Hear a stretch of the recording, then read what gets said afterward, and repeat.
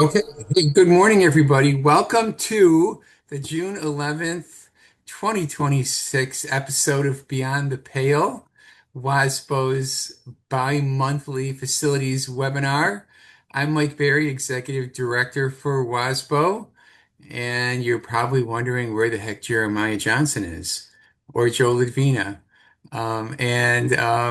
Well, they're having a little trouble getting on the old internet this morning, so we figure they'll join us at some point. Um, this first question that pops up, do you know where Jeremiah is? We assume he's having technology problems. Either that or he's wandering the streets of Muskego, Norway. Our special guest this morning is Kathy Allen. Kathy, good morning. Good morning. Well, hey, thanks for joining us. So you're a sustainability person, huh? I am actually, I have a background in biology and I've been working as an environmental scientist for about 15 years. And I volunteer with the Sierra Club. So, in my role as the chair of the Cooley Region Group based in Southwest Wisconsin, we were advocating for organizations to set clean energy and climate goals. And after we worked with the city and the county of La Crosse, we turned to the school district and said, "Hey, do you want to set some clean energy and climate goals?" And it looks like Jeff and Joe are joining us right now. Yeah, I can see. Good morning, Jeff. Yes, so Morning. I think policymakers often overlook just how much square footage under roof the schools have collectively in this state. I think if I remember this right, there are about 2,100-ish operating public schools and about 800 operating private schools. So almost 3,000 schools. And if you just used a really rough average of like, what, maybe 50,000 square feet on average, which is probably low, right? What is that? Um, what, 1.5 million square feet of school space? So I always thought school district would be a natural policy target for you. So I'm glad you found them. So have you been doing any work with lacrosse and Joe? Joe, do you want to take it over and talk all about it? Oh, there they are. Hey, They're both Yeah. I there. just want to thank everybody. We're on our cell phones because our We computers were down here. You guys got to sit really close So together. for Really sit yes, really close together so we can see both of you. And speak up really loudly because the audio is not fantastic. But yeah, good morning, Joe. good Okay, morning. you It's been guys. a great morning here in La Crosse. What else could be better than not have your computers work? And we're working on that situation right now. Um, Welcome everybody. We're excited to share with you in La Crosse. Hopefully, we'll base that kind of off that, but hopefully help you if you're interested in sustainability and doing some things. I missed the first part of the introduction, but we're thrilled to have Katie Allen here, who has a wealth of experience, has worked in the field for over 50 years, dealing with sustainability as an environmental scientist, and so having her board is great. Um, and Jeff, our energy manager, has worked on a lot of things. So we're excited to kind of share with you what we've also shared. Well, there they go.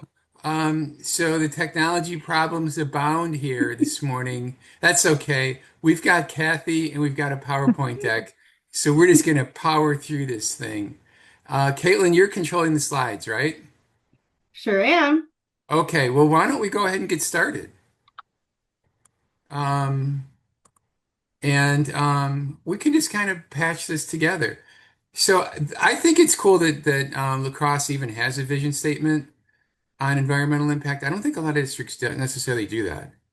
Um, and yet we know, which is funny because we've got policies on just about everything else you can possibly imagine. I mean, school districts have policies on whether you should use sporks or not in the cafeteria. Um, and so I mean, I just think it's excellent that La Crosse has this policy. It seems like that's a part of the state that takes a little more interest in environmental issues generally, kind of that whole driftless vibe, right? Yeah, it was very interesting to me when we started working with the school district first. I didn't realize how much they were already doing. I didn't know that they already had this policy. A lot of the buildings were already Energy Star certified, and they had been taking steps to, upgrade to more efficient lighting and all of that, and that really hadn't gotten out. So I was encouraged to see that they were already aware of this and working on that type of thing.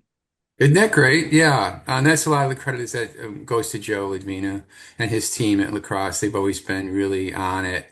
Kathy, since you're probably not, given your very impressive academic background, you probably are not necessarily an expert in the history of Wisconsin school finance, which is really a shame for you.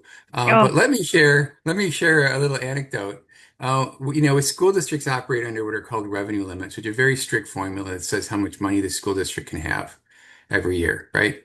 And of course, in the school district, there's a lot of pressure, as there should be, to spend the money in the classroom on teachers and instruction and so on.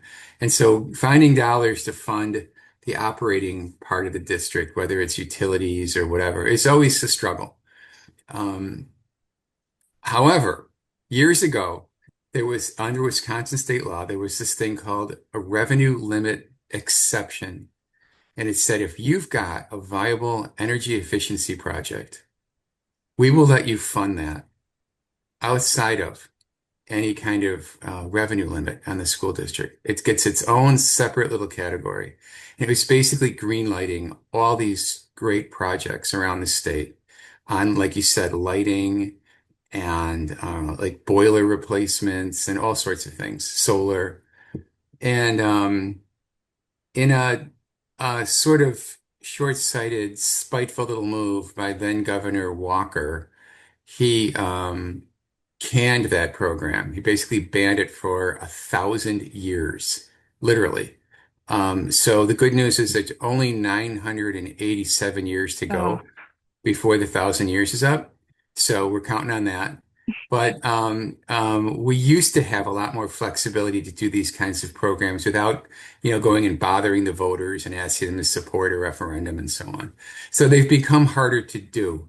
For the most of the facility directors and the business managers, they have to show almost immediate like return on investment in order to kind of make it work, Otherwise, it's like, we're not going to lay off a third grade teacher, to fund your mhm. energy projects. And I'm going to get it, but that's sort of the policy box that these administrators are stuck in. So that's just a little bit of background. So it's And good that to was have a success story like lacrosse. Go ahead. that was one of the biggest things we heard when we first approached the district about, Yeah. doing a climate action plan or working on clean energy goals was that's nice. We like the idea, but we can't take any funding away from the classrooms or funding the education. And I think that was where a lot of the resistance came from at first was like we're already funding, limited. We can't spend money on these things that are nice to have. And we tried to work to show that we're not asking you to make immediate changes that would cost Hmm. money. We want this to be like a plan. So have a plan in Nice. place. The facilities people, we know that you're already doing so much planning for when things need to be replaced.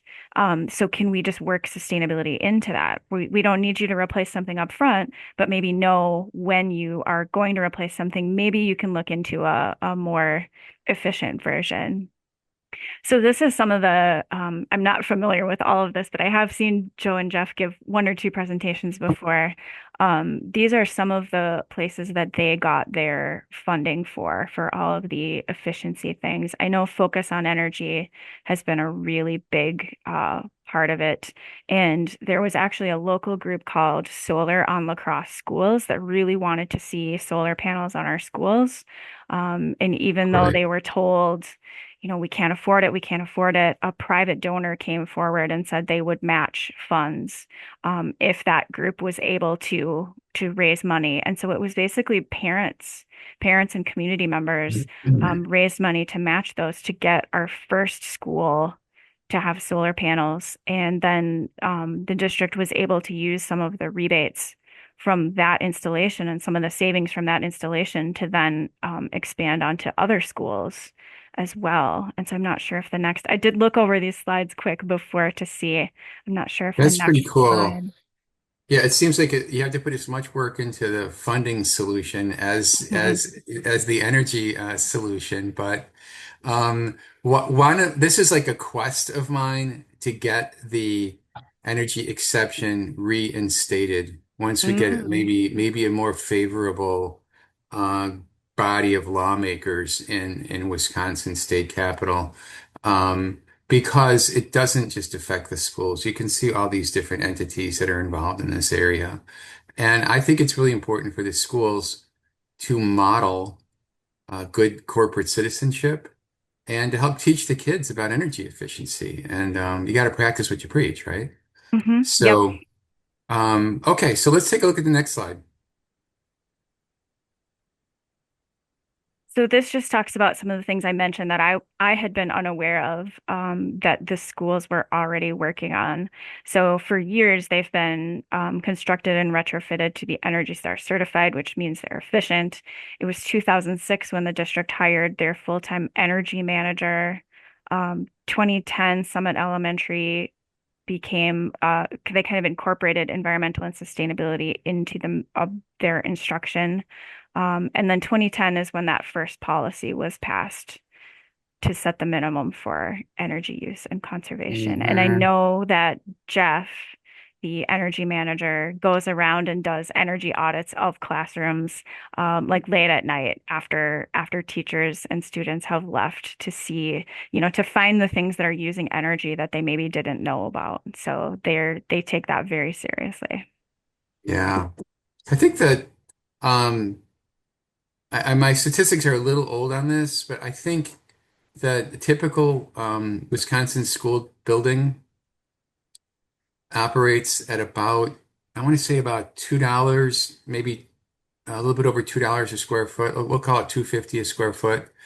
Um, in terms of like natural gas, electricity, and other like utilities, water, sewer, so on and so forth. So if we just use $2 a square foot, typical elementary school is like 60,000 square feet. So at least you're at $120,000 annually. Maybe 150,000 when you add in all the other sort of related, quasi utility costs. That's a big chunk of money, especially when you get into a district the size of La Crosse. It's got multiple buildings, and a lot of them are much bigger than 60,000 square feet. So it makes really good sense financially. And I also think that in a lot of communities, um, this just the voters appreciate, taxpayers appreciate that you're trying to show some respect for their tax dollars, right? Hmm. Um, Yes. so, um, okay, so this is just a little summary slide. Oh, look who's back. I don't know if Joe we're going and to be able to hear Jeff. Joe, but we can see Joe. We're talking about you, Joe, and we're saying generally nice things, only some of which you really deserve. But Oh, um, we're glad you could join us. So this is like some highlights from lacrosse's They can hear us. what's the second one? Smart Eats. Oh, oh, this is Jeff, like you want to talk about that? We're in, now we're trying to get the volume. We can hear yeah, you. I mean, yeah, Okay. we can sort of hear what you. volume are Yep, you trying They to may get? not be able to hear us. You I can't think hear them? not. No. I'm gonna. Um, yeah, you may have to mute them until we get them straightened out. Yeah, this is I like that here. I guess I'm pointing out the Smart Eats because here you're defining sustainability much more broadly than just like electric and gas in a school Mhm. district, right? Can you Yes. talk about that? There has been a lot of work kind of on the nutrition side. Almost every school in the district has an outdoor learning space now. Many of them have school gardens in association with a local nonprofit, Grow Lacrosse. And so there has been a lot of work to get kids out into gardens and then trying to eat what they grow. And that's been really cool for me to see pictures of the kids getting out there and eating what they actually grow. And the district, it'll probably be on one of the next slides. They just added a second greenhouse at one of the high schools. Hmm. Mhm. Yeah, one of the difficulties school districts encounter here is that the kids are not around in June, Okay. July, and August. Hmm. right? Yes. Which In is the like meeting, Joe, Yep. prime. Can you mute that, um, Caitlin? Um, Got him. so yeah, they're not around until until September, but a couple of school districts organize a summer school class um, around the school garden, the school. Like, so it runs a little bit longer, and those are the kids who maintain the school, garden, and they have enough academic uh, a component to it to make it qualify Right. for summer school, and it works. So if you haven't tried that, look into running a summer school around your school garden and see how that works for you. Well, and one of the elementary schools in town actually had a plant sale from the plants that they Mhm. grew in their greenhouse. And then the students were able to vote on what they wanted to do with the money they raised from their plant sale, and they put it towards new playground equipment. That's great. And those school districts that still have an FFA, Future Farmers, often have those kids involved in this too. But the Oconomowoc High School's FFA's plant sale is like a big deal in town. People know like Mhm. that's the place to go and get everything for cheap. So Well, and I know I want to make that. one other comment about all this is that in this case, I think lacrosse uses Fusebox, but this has been a real Mhm. revolution in school districts, meaning these data monitoring programs. Are you familiar with them, Kathy? Only from my committee, but I just saw Jeff nod when you Yes. yes. spoke, so they can hear us now. We are back on, and Hey! I have to tell you, I apologize. We had people all over the district trying to get us on, so Oh, I welcome, apologize, but friends. we'll try to pick up where you guys are. So, Well, Joe, tell us a little. Hi, Jeff, and Joe, tell us a little bit about Fusebox. yes. Um, Jeff, and yeah, so Fusebox, we joined with them about a couple of years ago, and basically it's a data what they take all of our utility costs, and then we will graph it out so we show what we're using for energy, what we're using for gas, for electric. It's been very helpful. It also will break down how much our solar is producing on each building, and it's been very helpful for the school district.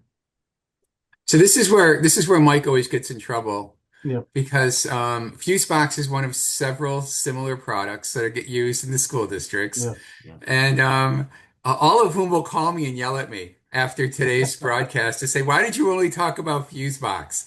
So I want to take a second here to say that if you go to like a WASBO conference, like the Yeah. Midwest Facilities Conference or WASBO Facility Conference, you'll see what, two, four, six at least um, companies that have products that do this work, similar to Fusebox, that are used in school districts all around the state.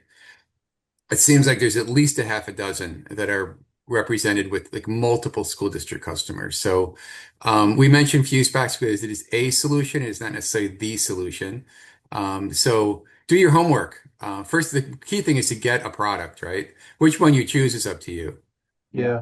One of the reasons we chose these slides, Mike, is really to show people that when we started this effort, we were already doing some things. And so we didn't really gain, and this will sound bad when I say that, we didn't really have the political gain because we weren't advertising what we were doing, but we were really starting off with a good base because we were doing sustainability, but we just didn't identify it. And so this was a starting point for us. And I'm guessing that a lot of districts are in the same boat that we are. They're doing some great things out there with sustainability. And then it's taking that and going to the next level, right?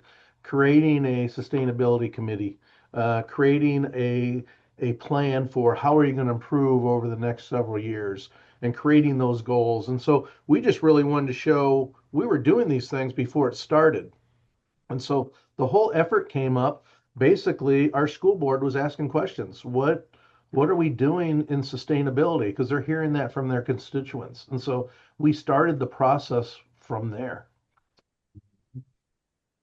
I speaking from the like the chair of like the business manager or the facility director when we had a challenge, a communication challenge with we were trying to prove something to our board and to our even our own staff and certainly the taxpayers that we were running a really efficient operation and that we, didn't waste money and that every dollar Yeah. mattered. And so we would use examples like you have on this screen. And we would communicate, like you just Yeah. said, Joe. It's like if you're doing this stuff, you might as well communicate it because you're sending a message that you respect every tax dollar. And Yeah. you're also sending the message that you're putting every dollar that you can into the classroom and that you get it. You're not necessarily just a drain on resources. You're actually doing some good things. So that kind of communication works, especially now when we live in this world of, school funding via referendum every 2 or 3 years. These kind of messages are super important. Yeah, and so one of the things when we look at this whole process now, it's a part of our OE12, which is operational expectations for facilities. And so the board gets an ongoing report now every year on what are we doing in sustainability. And so that gets out to the community as well. Yeah. That's great. Yeah. That's great. Okay. Oh, there's So more. yeah, so there's a few things that we've done, and then we started our sustainability committee in 2024, and it was really the superintendent came to us and said, hey, I think we need to do something more in there. We're doing some great things, but we need something more. And so one of the things we did, and that's how Kathy got involved, is we put a sustainability committee together in 2024. And we invited community members, experts in the field. And so it just wasn't School District of La Crosse employees. And it's been a good process for us. And maybe Kathy can talk a little bit about that, the community involvement and her expertise as it relates to that. Oh, opportunity for you, Kathy. Sure. Yeah. We were actually this year club and some of our environmental organization partners, we're pushing the district to do this, encouraging them to do it for a few months when we finally formed the committee and got invited to represent on the committee. And it's been a great partnership between community members that are interested and have experience in some of this, the climate action, clean energy stuff, and the district staff. It's been a great collaboration. The district staff have been great to work with. And when we started, no schools in Wisconsin had done a climate action plan yet. That was the main thing that our committee wanted to do first. And we were able to find a couple plans from bigger cities. I think Chicago had one and Denver had one. So we knew we were going into this it hadn't really been attempted in a district this size. So we used existing plans. We ended up liking the Denver plan and adapted it to La Crosse because we knew we were going to have to adapt it and make it work for our district. And so that was kind of task number one that we did. We looked at the Denver plan, looked at what we liked and how we could kind of adapt it to our specific area. And Joe and Jeff were just a wealth of knowledge in, what energy use already was in the schools, where we could kind of target like what the best targets could be to make improvements. And so it really was a great process, a great team effort. And when we presented it to the school board, I think it was a little over a year ago now, they actually were very supportive. We didn't know what to expect, but they were very supportive and impressed that this was something proactive that would lead to both cost savings and, look good in the community. So it was a nice process. So for you guys, the plan itself is like a big win, right? It was a big Um, one. Yeah. is that plan like let's say you're a facility director or business manager, you're interested in this. Is there a can we put a link out there so somebody can actually see the lacrosse plan? Yeah, we can do that and we can get that to everybody. It's on our webpage. We advertise that. And so we want everybody to share that with anybody. We would help them through the process, but take our plan and adapt it to Yeah.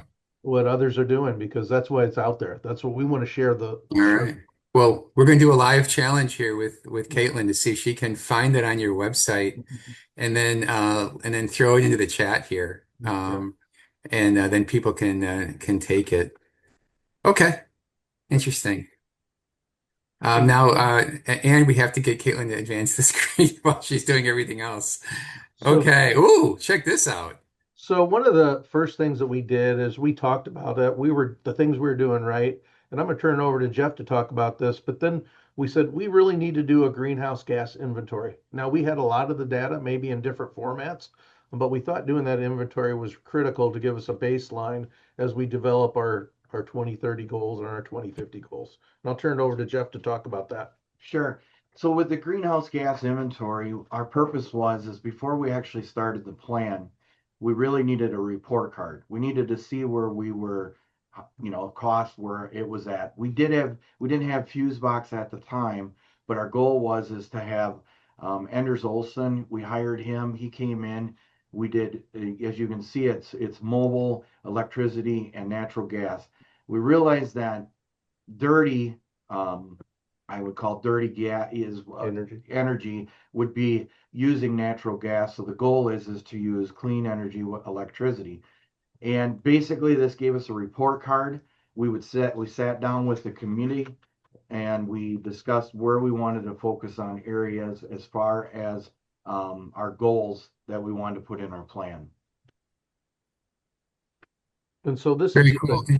this is Did you just a need a third sample of party? much data that we got. Yes, a third party. We thought that was really important because our community had a a plan, and so they started off with the greenhouse gas inventory, and so we thought that was really important that we do that as well. And maybe you can talk about the plant that did not cost very much. Maybe you can talk about how long it took him to do it and the cost to do that. Yeah, it took him about 2 weeks to go through our district and see what we use for utility cost. And the cost that he charged us was in a range of 1,500 to 2,000. So it's beneficial because we actually got an complete inventory of everything, and we were able to have it. We were able to present it to the community then. And having this inventory is really like that's how you know if you're succeeding. You need to have your baseline to be able to measure your success. So in 5 years from now, we'll be able to repeat that inventory and see how much we've reduced our emissions. Yeah. And really the whole I think plan that's to go to clean energy. I okay, I'm going to say this, even though it's a bit of a sour note, I want to put this in for those of you who know the history here. I think in the first wave of like energy management in the school districts, there were there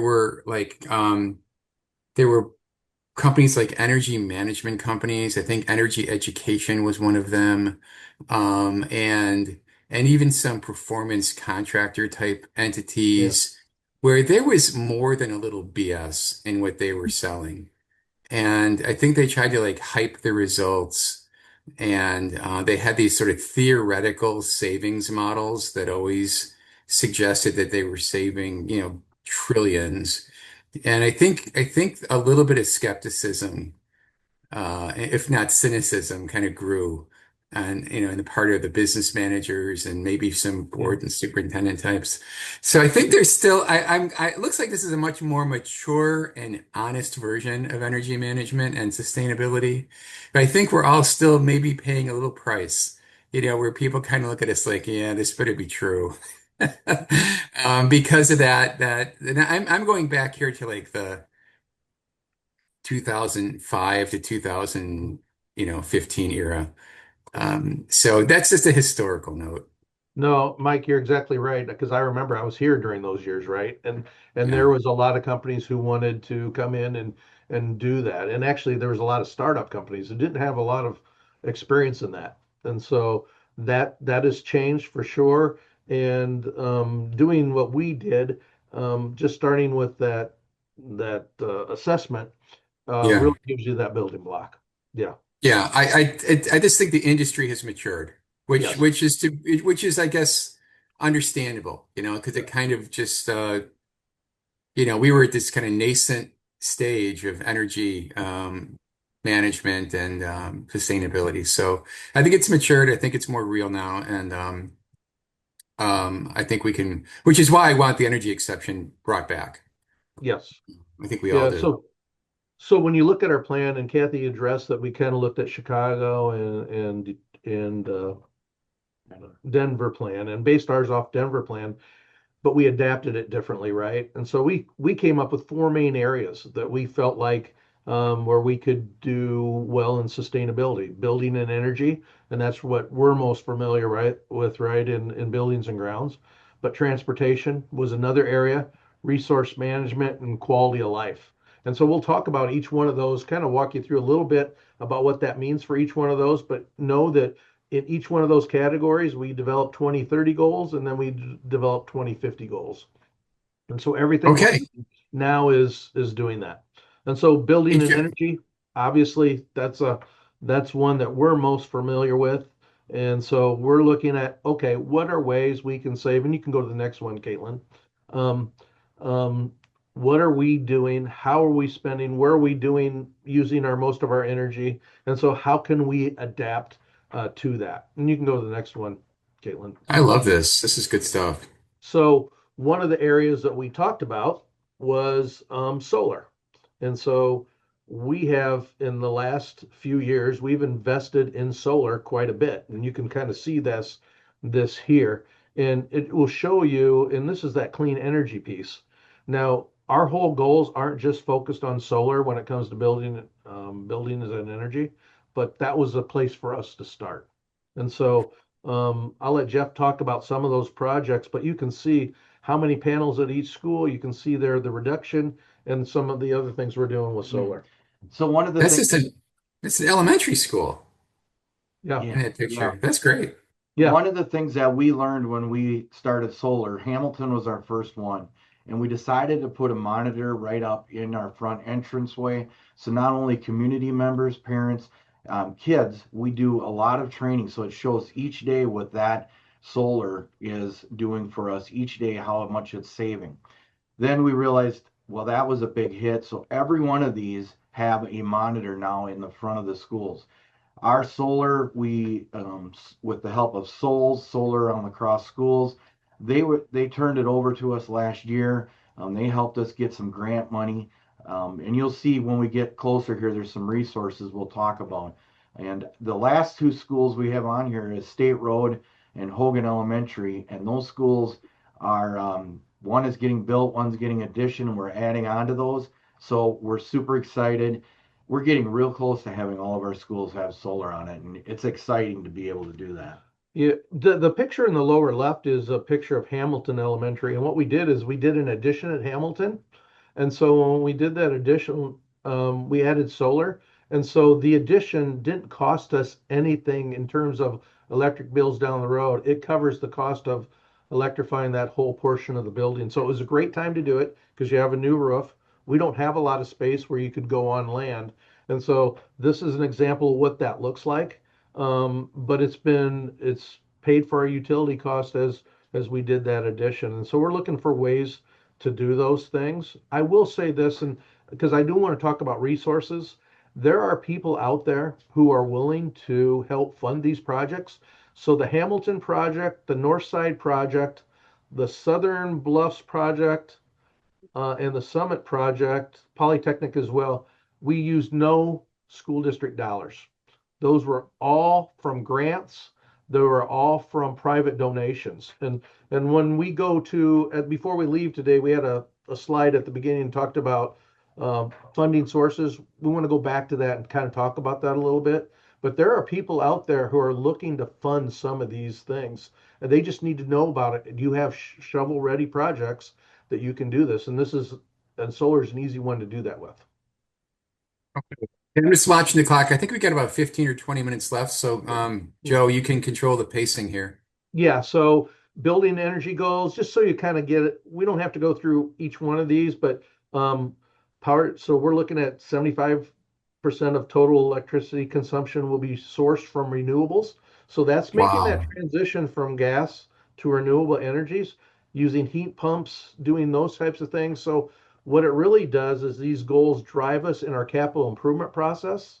and they drive us in our any money that we spend on our HVAC. And so the thought is that we would do that. So we're building a new school. We have no gas going to the new school except for a backup generator. Everything is electrified in this building. And we've learned some things, right? In 2012, we did geothermal. And when we opened up the school in 2014 at Northside, we did geothermal with 100 and some heat pumps. Well, now we're going geothermal in the new school, but with a centralized heat pump system. And so again, all these technologies have evolved over time and are more efficient and don't cost that much upfront, but the savings over the life of the school are huge. And so geothermal is a big piece of what we did in the buildings and energy goals. And I don't know if you want to Yeah, add. do. On the energy side of it, we've learned that, we had some older buildings. And so what our goal is to get every fluorescent lamp from a T12 to a T8 transferred over to an LED light fixture. We have really been making a huge effort on that, and it's been successful on watching your utility costs go down. And the other thing we've learned is aux sensors, and by that I mean occupied. If the classroom's occupied, your lights are lit up. If there's nobody in there, they automatically shut off. All this is huge energy savings to be able to help us attain our goals. So, Yeah. You can go to the next one. That's great stuff. Yeah. And then transportation. Mhm. It's something that you probably don't think of a lot, even though we have a contract with our transportation company, we're working with them. And so I'll let Jeff, as our transportation manager, talk us through these. And Kathy, feel free to jump in at any time. yeah, we can go to the next slide, please. So one of the things we contract is with Go Right Way. Go Right Way has, and I think it's around 120 buses. What we've learned, they've been trying to look at emissions too. They used to have all diesel buses, diesel fuel. It just was very dirty. They switched over to propane. Once they've done propane, they are looking at doing switching it over to EV, electric vehicles, electric buses. There's still some hesitation there because we need that to just build it a little better up where they're more out on site, so that are able to get parts for them. Our district vehicles, we don't have too many vehicles, as you can see. They're not. I mean, a lot of them we're looking at trying to switch over to EV, whether it's mowers, and from there, Go Right Way vans, and you can see the short buses, same thing. I can have the next slide, please. Right.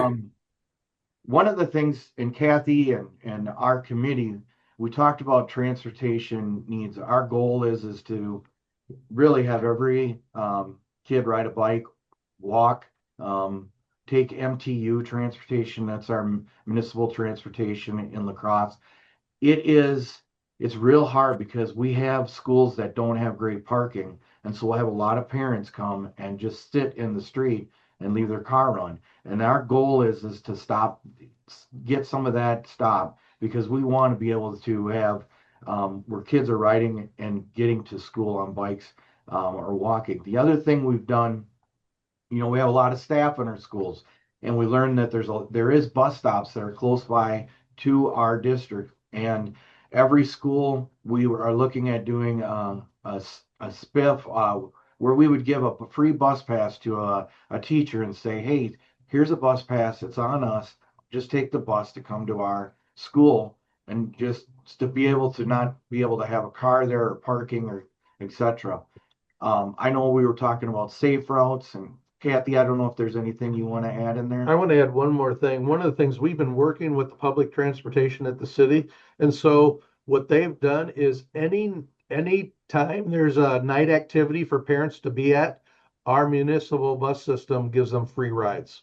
So we have parents who may not have the wherewithal, may not have a car or a vehicle to get to their kids' school. So anytime they attend a school event, the city waives the fee and they get free transportation to those schools. So, if you have a transportation company, or if you have a transportation system in your city, work with them, because there's opportunities to work through that. And those are things we're trying to do. You can go to the next one. resource management. And so, interesting there, looking at waste management, right? How do we do things? Maybe changing how you replace a roof. And so you may, to eliminate waste, we like to go fully adhered rubber roofs, right? But we have a lot of ballasted roofs. So we might go with the ballasted roof just to eliminate waste. When you get the same, it's a little bit cheaper and you get the same life expectancy and you get the same warranty. So just things like that, looking at as you do things. And then procurement of materials. When we built the new school, and I should have put the data in here, we're in the process of building that. Over 50% of the products we're using are of recycled nature. And so it's Really? choosing those products so you don't have the waste that you need to and recycling wherever you can. And so really looking at that. And one of the things that we've done now is our board has asked us for life cycle emissions. So they've asked us, what is the life cycle of all the equipment that we have? And so we're including that in there so we can look at ways that we can prolong our equipment, right? So we're not replacing it as often as we normally do. You can go to the next one. Joe, can I just Yeah, want to, I want to mention a point here. yeah, This is, after, 35, 38 years, whatever, and we're working with schools. I'm not a expert on this, but it seemed to me that, we had really good learning conditions in the schools kind of came down to lots of natural light and yeah, lots of fresh air and like high ceilings.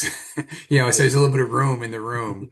And it takes time to balance out to get those conditions and yet do them in a way that's energy efficient.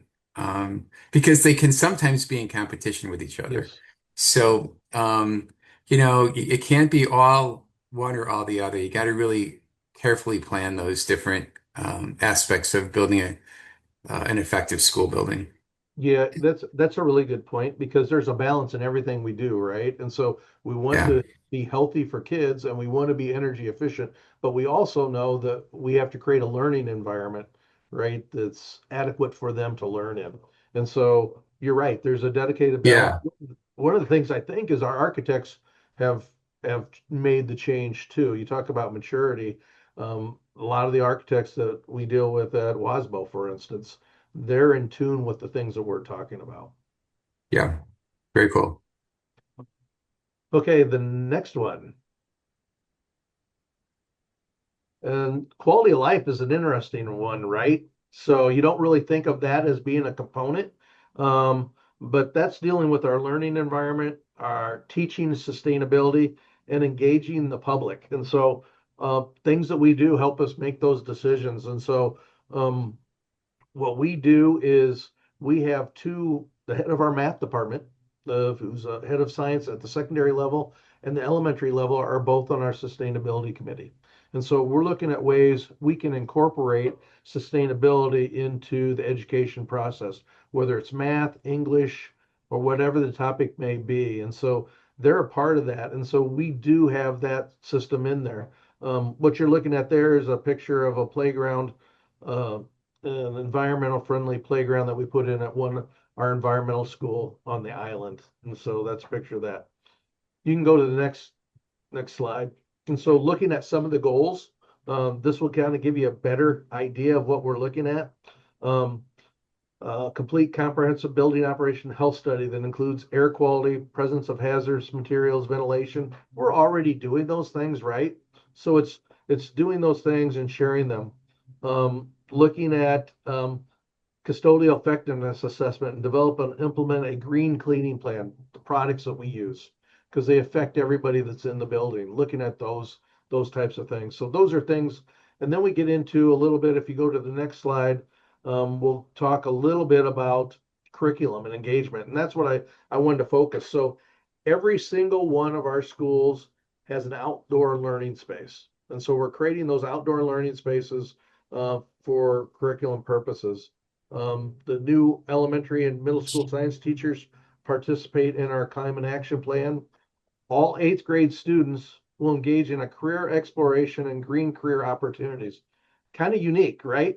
But kids don't know what are the opportunities they can go into if they're into sustainability. And so we're including those career paths um, into the system, into our curriculum system. And I would like to add one of the things that we've done into helping kids learn about climate action is we got grow gardens in all of our elementary schools. We have three greenhouses, and last year we just built a very large greenhouse at our central high school.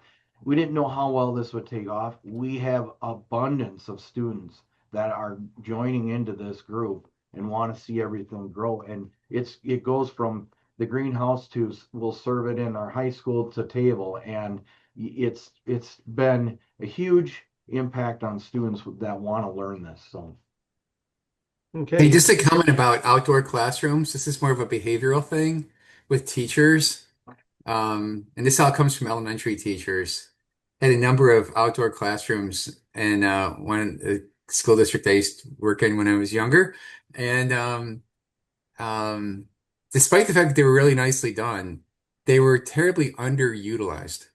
mm, Mhm. And Yeah. started asking the teachers, like, why don't you, use this fantastic outdoor classroom? And the responses were really interesting. It was, well, I feel like I'm on display in front of all the other teachers who can see me out there and see my class. And I feel funny where all the other teachers can kind of look out the window and see me and my group. And it also kind of suggests that we're out here playing around as opposed to like, really teaching in the classroom. There were all these kind of psychological reasons for why Mhm. teachers didn't use the outdoor classroom that had nothing that were not even on our radar. Yeah. So, understanding how teachers think and what triggers them and creating an environment in the school or in the district where use of these outdoor classrooms is encouraged and not considered like a field day, Yeah. um, is really it's just a really interesting sort of insight into the behavior of teachers. Just wanted to Yes. mention. And we, I would encourage districts to reach out to community partners, because I think there are people in the community that would be willing to come in and teach lessons in the outdoor classrooms, and then maybe it takes some of the pressure off the Huh? teachers to be, to be performing, to have a guest speaker there in the outdoor classroom, I think would be valuable. yeah, and Great our idea. yeah, that's a great idea. Our outdoor classrooms look differently too. mm, One of them is solar powered. So with solar powered, it's away from the building, right? And so how do you go out there with computers and blink? It's all solar powered. So we do that. We have at one school, at our environmental school, what we call the sugar shack, the outdoor classroom, and that's for creating maple syrup. So we have an elementary school that creates maple syrup every day and every year, and then has a sale. I think we're in our starting our second year into that process. So it's not like a traditional outdoor classroom. They look different depending on the needs of the different schools. That's great. Yep. You can go to the next one. So what is our future plans and updates? We have here kind of outlined what our target goals are. So we started in 2025. We have a 5-year goals, and then we have 2050 goals. And so, well, all of our goals line up within those years. And so, how do we monitor that, and how do we do that? And so, we'll be doing greenhouse gas assessments periodically to measure our progress in year 5 and year 50 and some in between too. So we're continually monitoring that process. One of the things that I skipped on the last slide that I'd like to talk about is one of our goals is of the committee is to have a person who's kind of in charge of sustainability, right? It's we in buildings and grounds, we know our thing, but we're busy, right? With no one person has it. And so we developed a job description for kind of a co-curricular activity to have a science teacher who would get paid a stipend to kind of coordinate all of the sustainability activities in the district. That hasn't been approved yet, but we took that, gave it to the superintendent. It will go to the board, and we know that we can't just hire somebody, but we know that maybe we can do it through a stipend. And so to help coordinate some of the activities that we're doing. And so just Cool. one way to kind of fund that. All right. We got about 4 minutes left. Could we go back to the real quickly to the slide about resources? Oh, Just it's want to way at talk, the beginning. Yep. yeah, Way back up there. a couple of things that I want to bring There out that you we go. about Hammond Climate Solutions Foundation. Jeff, if you want to talk Yeah. briefly about that real quick. So the Hammond Climate Solution Foundation, short version, it's called Moonshot Grant. And I have been in connection with these folks on 5 projects, and every project so far that I have talked to them, they have given us a grant for $25,000. They're out of California. They are very easy to work with. There's a form you fill out online. It's very simple. Then they do a little bit of an interview, and it is by far the most easiest grant that I have applied for with them, and I would highly recommend it. So, And then you look at there's a wisconsin.gov energy innovation grant that's due June 30th. We're applying for that grant. That's for school districts in Wisconsin. And it's for a variety of reasons. You can ask for up to $250,000 for a solar project, for instance. Maybe it's doing the assessment like we did. You can ask for a grant for that. And so it's all Wisconsin schools. That's due June 30th. We're putting in a grant significant size for all the rest of our LED lighting.